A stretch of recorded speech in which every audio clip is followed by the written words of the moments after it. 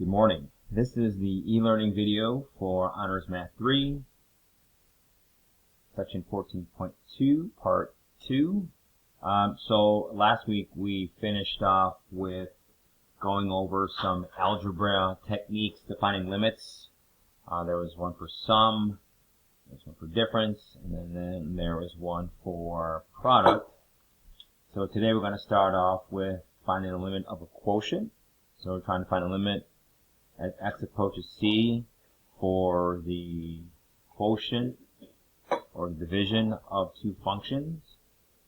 Right? Again, very similar to what we saw with the addition, subtraction, and multiplication rules. Here we can split it up to find that limit. We can find the limit of the numerator, so limit as x approaches c of the numerator function divided by the limit as x approaches c of the denominator function. Now again, this only works, of course, if the limit of the denominator function is not equal to 0. Right? And again, if we have a 0 in the denominator, right, that would not be good. Alright, so moving on to example number 1, which kind of shows off this particular property. We want to find the limit as x approaches 2 of this function, which is made up of a quotient. So again, the way using that property, we find the limit as x approaches 2 of the above function, the numerator function. And let's go ahead and do that right now. Again, because it's a polynomial, right? We simply plug in 2 in for x, and we get 3. Find the limit of the denominator function as x approaches 2. Again, because that denominator, because that function is a polynomial, we can simply plug in 2 in for x and get 5.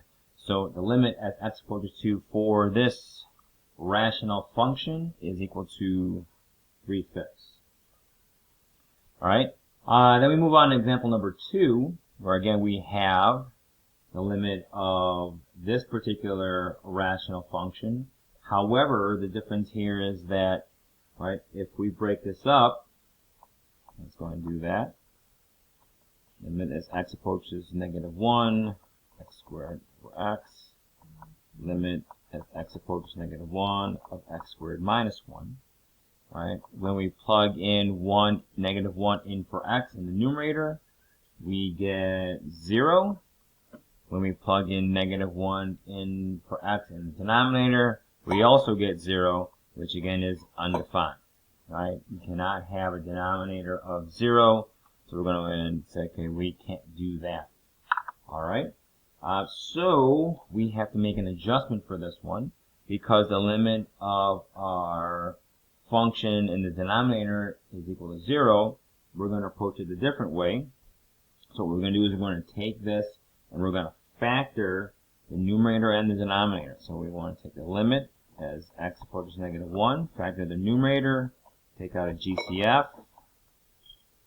Alright, so we got x times x plus 1. Factor the denominator, that's the difference of perfect squares. Alright. And now looking at this function expression in a different way, see it in its factored form, we can go ahead and cancel out these common factors. So now we're looking at the limit as x approaches -1 of this function.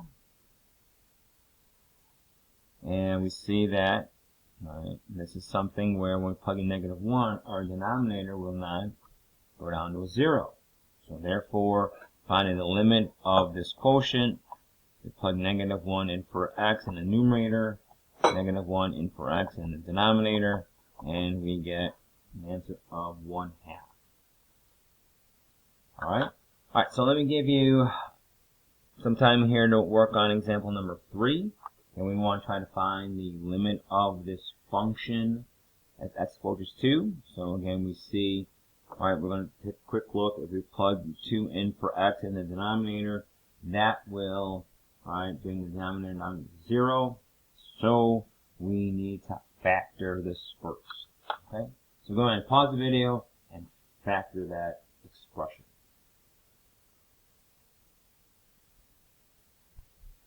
Okay, so since both the numerator and denominator have 4 terms in it, we can't use AC method, we can't just do straight up GCF, so we're going to factor by grouping. So when you group the first two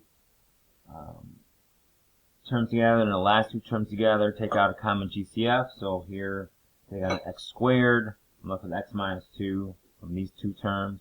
Take out a 4 as a GCF, I get x minus 2, and left over in the parentheses. And then when you regroup, right, you get x squared plus 4 times x minus 2. Do the same thing with the denominator. Going to factor by grouping.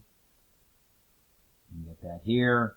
You regroup GCFs in that common factor, and you get x cubed plus 1 times x minus 2. Alright, so again, taking this approach because when we plug in 2 in for x in the original denominator expression, you get a 0. So to find this limit, we want to factor first. So you get the numerator and denominator completely factored. Alright, and then we're going to go ahead and cancel out the common factors, leaving us with the limit as x approaches 2 of x squared plus 4 over x cubed plus 1.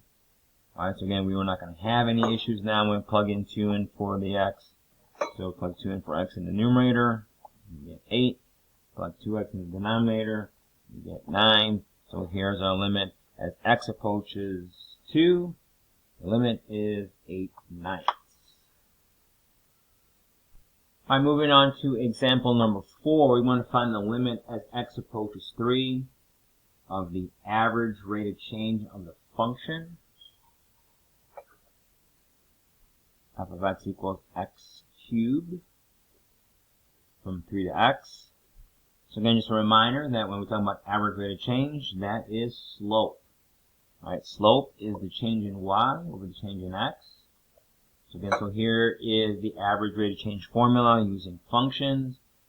Alright, you're going to take the value, you're going to evaluate the function at 2 different inputs, where you're going and where you started, divided by the difference of the inputs, where you're going and where you started. Okay, so here again, the average rate of change formula is similar to looking at the slope. You evaluate the function at 2 given inputs, where you're going, where you started, and you divide it by the domain, where you're going minus where you started. Okay. So here we want to find the limit as x approaches 3 of the average rate of change of this particular function, x cubed, from 3 to x. So as x approaches 3, the average of change again is slope. So we want to find the limit as x approaches 3. Alright, so again, when it comes to average rate of change, we are using this particular formula. So we're going to evaluate the function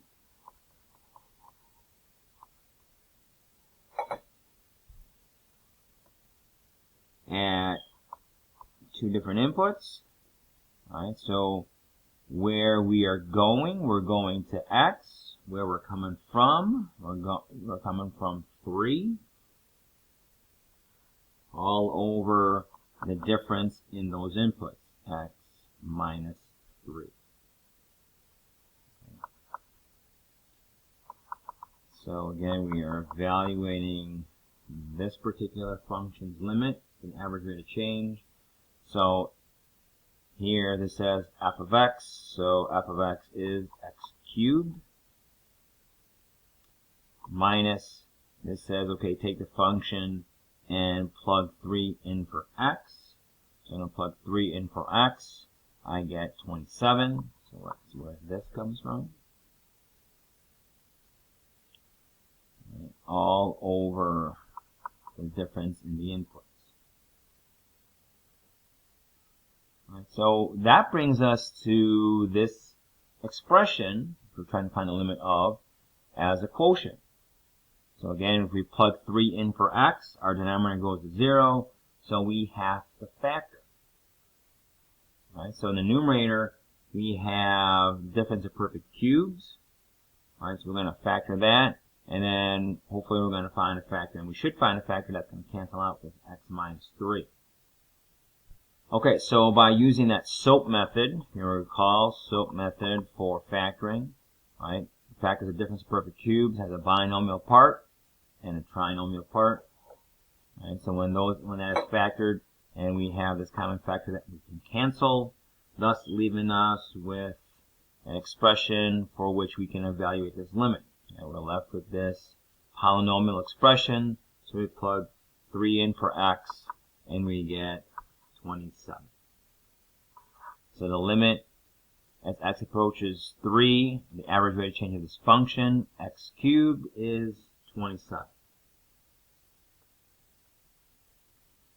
Alright, so let's go and finish off with example number 5. We want to find the limit as x approaches -1 of the average rate of change of the function 2x squared minus 3x from -1 to x. Alright, so we're going to again do the setup similar to what we did above. Okay, so again, using the average rate of change formula, alright, we're going to have the limit as x approaches -1 of the function minus the function evaluated at where we're starting. And we're starting at -1, we're going to x. And we're going to divide that by the difference in the inputs, so x minus -1. So where we're going minus where we started. Alright, so I started off, I can fill in the blanks here. So f of x is 2x squared minus 3x. That's the definition of the function. And we're going to subtract the function evaluated at -1. So we plug -1 in for x. You do the math, you get 5. Alright, so that's where this 5 comes from. Alright, so then this is f of x minus function evaluated at -1 is 5. Take that all over. I'm going to simplify this. X plus 1. Alright, so here again we want to find the limit as x approaches -1 for this function. So we need to again factor it because we plug -1 in for x. That function is undefined.